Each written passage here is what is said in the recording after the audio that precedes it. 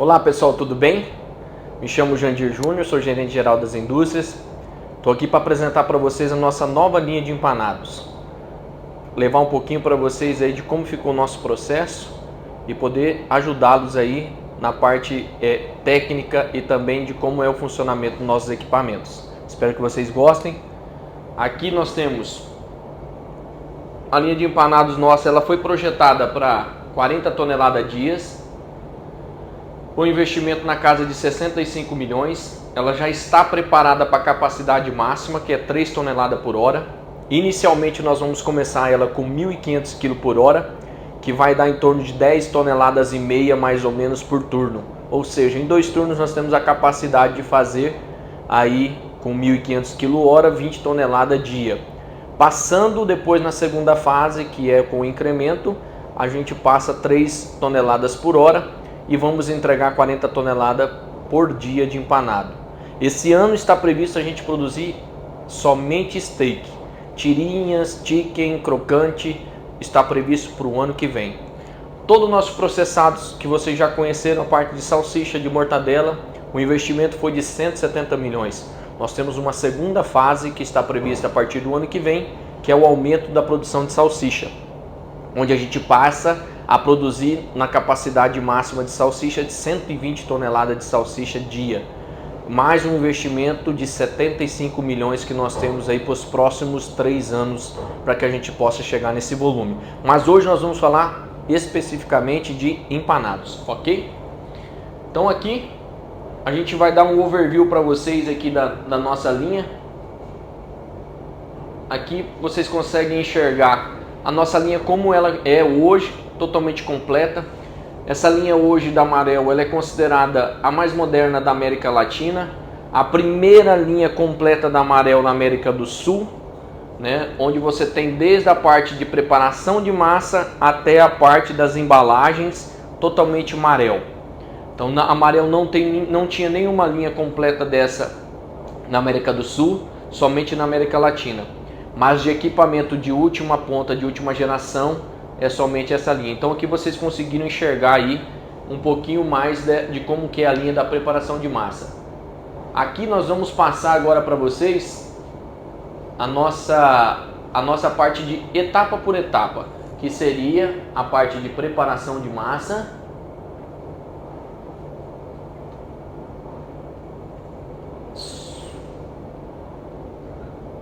nossa preparação de massa,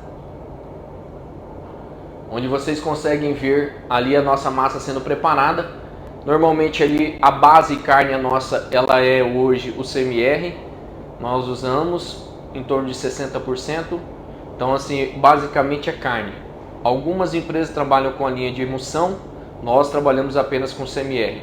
Então a preparação de massa ela equivale mais ou menos na moagem de disco de 8 mm, de 10, dependendo da granulometria que nós queremos. Depois dessa etapa nós temos a etapa de mistura, como vocês viram ali. Então o misturador ele vai bater na casa de 10 minutos mais ou menos, sendo 5 para cada lado. Aqui nós já temos a parte de formagem. Então os steaks sendo formados. Essa máquina já foi projetada para fazer 3 toneladas por hora, pessoal. Então ela está na capacidade que a gente entende.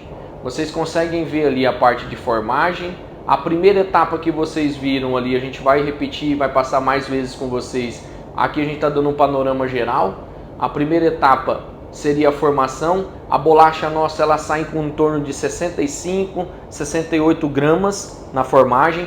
E depois dessas etapas que você tem, aqui que nós vamos passar mais uma vez, que seria a formagem. Depois da formagem, você tem a primeira aplicação da farinha, que seria uma farinha como se fosse uma farinha de trigo. Aqui você tem a aplicação do batter, que é a gema de ovo, é como se você estivesse fazendo em casa mesmo, um bife à milanesa.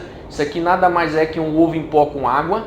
Depois você tem a cobertura, então você tem a primeira etapa com a farinha de trigo, a farinha que é o ovo, depois o batter e depois a última etapa que é a farinha que a gente chama de panko, que é a farinha de trigo.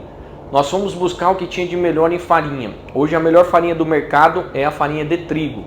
Então o Brasil trabalha muito, pessoal, com farinha de milho. Todos os steaks, toda a parte de empanado que vocês verem hoje comercialmente da concorrência, eles trabalham com farinha de milho. Nós fomos buscar o que tinha uma de melhor em farinha por crocância, sabor, mordida. Então é a farinha de trigo. O melhor trigo hoje do mundo está na Argentina. Então a nossa farinha é farinha importada, até pela capacidade de produção e também pela automatização que nós tivemos e pelo processo inovador que nós fizemos de não ter a parte de pré-fritura.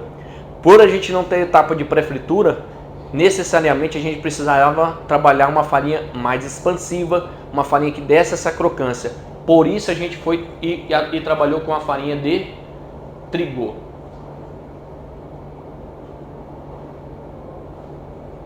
Aqui vocês vão ver a etapa depois que ele saiu lá da parte que nós vimos o empanamento. Nós vamos para a entrada do forno desse produto. Então aqui no forno vocês vão ver a etapa da parte do forno. Na saída, então, ali, a partir que ele saiu da parte do empanamento, ele está entrando para a parte de forno.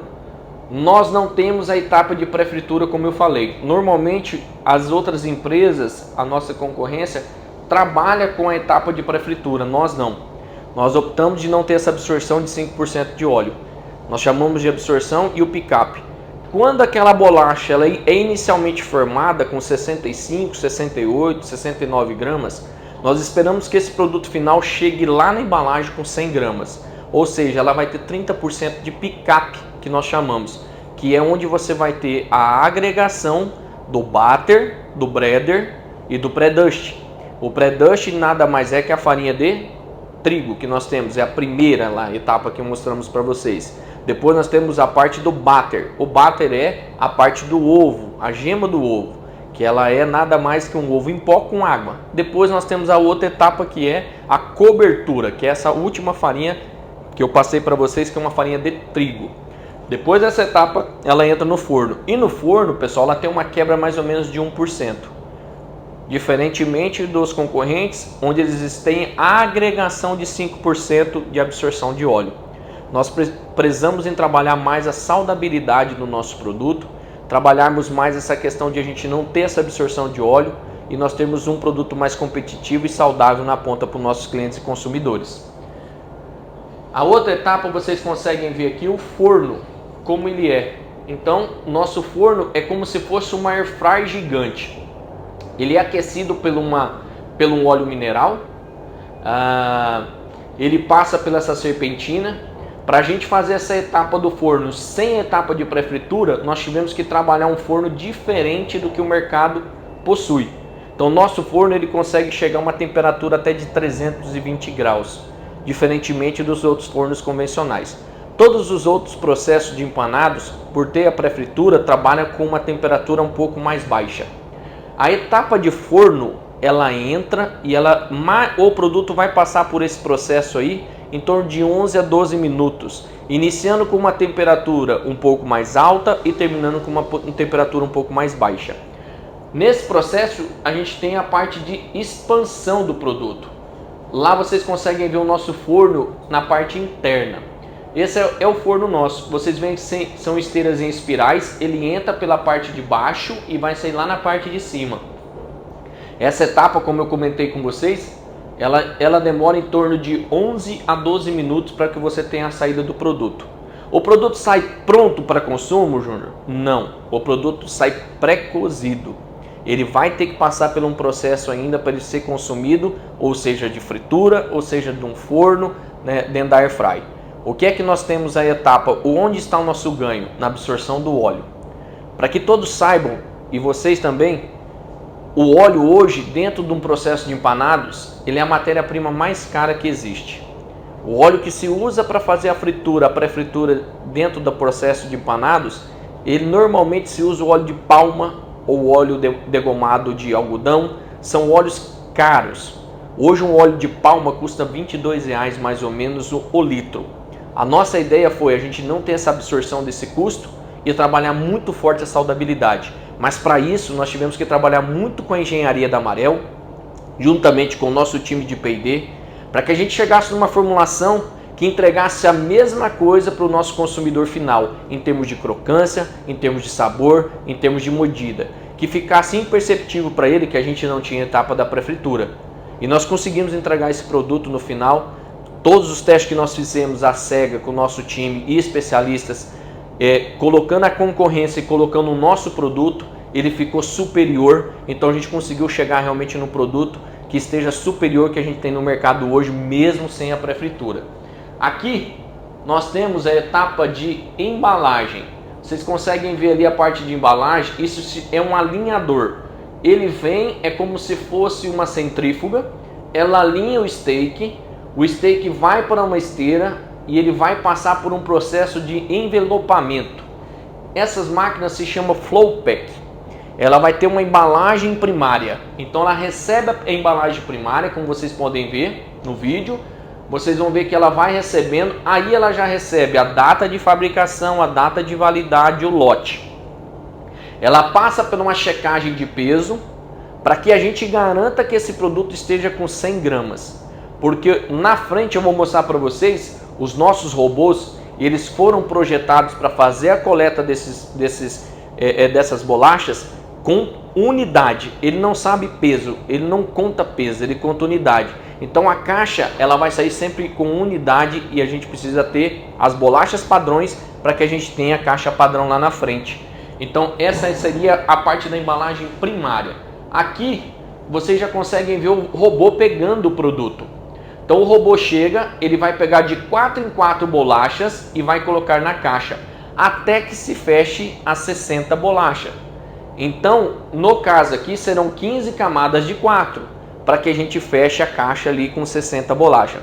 A partir do momento que ele fechou, ele computou, ele dá um passo à frente, libera a caixa para que a caixa vá para a embalagem secundária, onde a gente vai mostrar na sequência como que é a parte da secundária. Então aqui o robô, como a gente comentou, ele conta as peças. Aqui uma visão panorâmica para vocês da nossa embalagem secundária, onde é montada as caixas.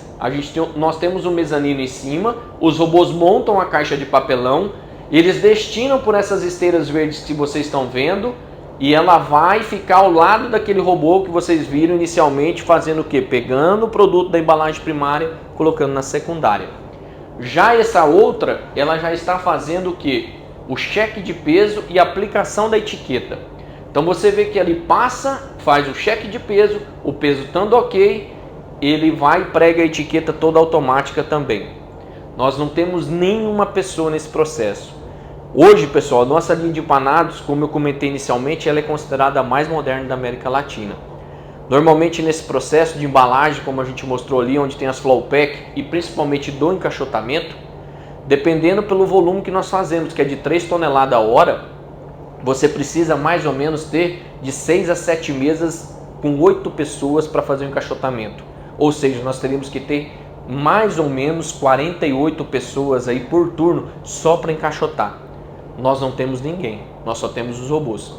Então o robô encaixota, o robô fecha, o robô conta o padrão e aí passa os detectores de metais, passa os checadores de peso para ver se está ok. O que é que nós vamos ter na frente? Logo onde vocês viram essa parte da etiquetadora aqui, nós vamos ter um colaborador que vai fazer o cheque se precisar. Ou dependendo do sobrepeso da bolacha, tirar uma bolacha ou colocar uma bolacha a mais para que a gente acerte peso. Nada mais do que isso, somente isso. Aqui, uma visão da embalagem secundária. Eu sempre brinco, né, bastante com o time comercial, brinco bastante com os visitantes, que quem é da minha época sempre vai lembrar que a gente tinha muito aquela pistinha de autorama, né, de carrinho. Então é como se fosse uma pista de autorama mesmo. Então assim, os robôs estão aqui, esses robôs que vocês estão vendo é onde são as montadoras das caixas e também onde vão pegar os pacotes selados que serão do chicken, crocante e do filezinho.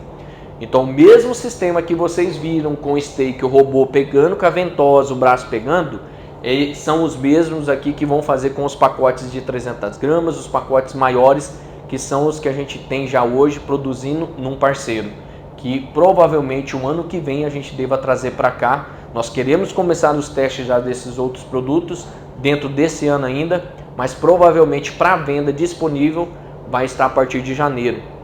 Mas todos os nossos equipamentos para esse tipo de processo, eles já estão em loco, estão instalados, estão testados, estão comissionados pelo time da Amarel, pelo time da UMA, que foi o time que nós escolhemos. A Amarel hoje é uma empresa holandesa, é referência no mundo em automação, em processos, e a UMA é uma empresa espanhola, que também é referência na parte de embalagem, tanto a parte de embalagem primária e secundária.